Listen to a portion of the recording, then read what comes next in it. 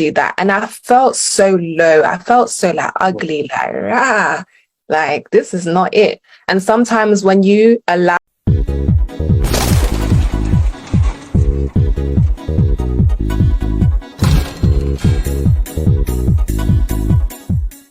And so taking you guys on the journey, when I was a lot younger in year 8 or so, and I know we have some of our young viewers watching, that's the reason why I'm telling this story.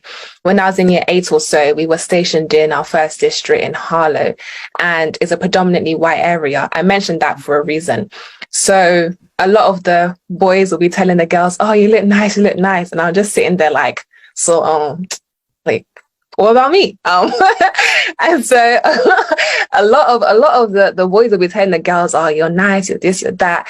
And I remember one time in PE, the girls would look at me and be like, oh, Marie, why does your body do that? And I felt so low. I felt so like ugly, like this is not it. And sometimes when you allow your definition of beauty to be determined by the people you see around you, you will always try to measure up to them. So I was trying to measure up to the girls I saw in my school, like, hey, they have long straight hair, they have this, they have that, so let me also do that so that I can also hear that I'm beautiful. Because if the boys see them and say they're beautiful, then I should also follow that kind of, I guess, example and do what they're doing. So then we get transferred to Croydon. Now, Croydon is the complete different. Croydon is a predominantly Black area.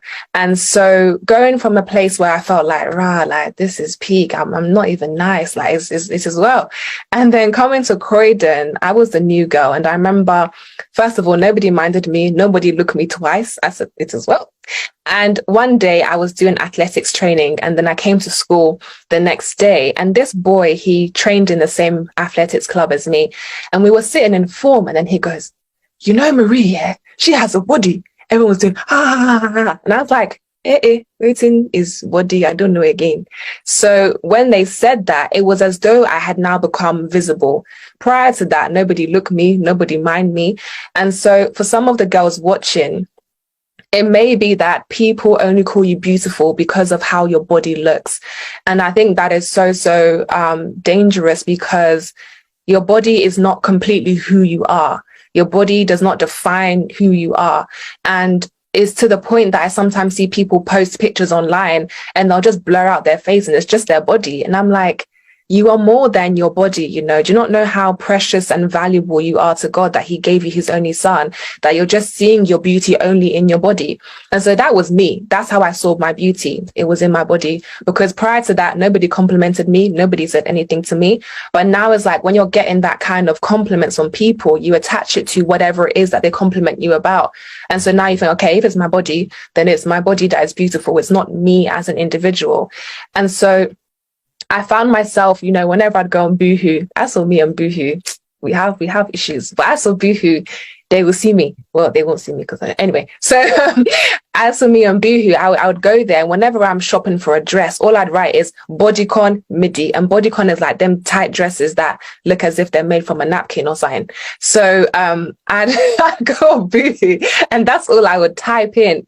And I found that because I allowed other people to form my understanding of beauty, it was impacting how I carried myself. I would draw more to tighter clothes. I would draw more to clothes that I guess would show the figure in X, Y, Z. And I think as time went on, I didn't have peace of heart and mind, because you're doing something for somebody to tell you something. But when they don't tell you that, you feel like, I put in all this effort. They didn't even notice me. They didn't even look at me. And I really want women of God to not be in that place, like especially the young girls.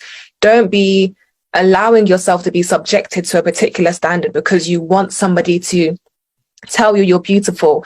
And because they kind of hold that in their hand, whatever they tell you to do, you will do it so that you can hear that you're beautiful. And obviously, similar to the society standards, you will always be swayed. And so I think there was a time where my friend and I decided that, we're going to do a modesty fashion line. But it never happened in hindsight. But I believe that God was using that as a tool to really transform my heart. And, talking about modesty, you can't talk about beauty without talking about modesty. And I know people are already tensing up like, oh my gosh, you mentioned modesty.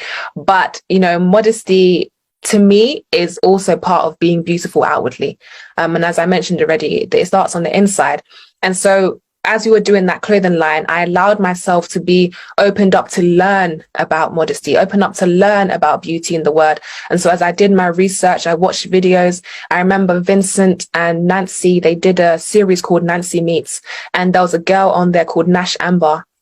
She was the founder of Set Apart Style, which is like a modest clothing line, not a clothing line, but like a modest kind of platform. And she did a lot of videos about how modesty starts in the heart and how it's a thing where you're trying to honor God with your body, honor God with how you carry yourself. And so as I watched more and more videos, I found that my understanding about beauty was changing. And I think it first starts with that willingness to actually understand. And that comes from somebody who back in the day, all I knew was tight clothes and bodycon. That's it. But, you know, when you allow God to transform your understanding and your thinking, you will see that, I'm actually more than these things that people tell me, and that God has already called me fearfully and wonderfully made.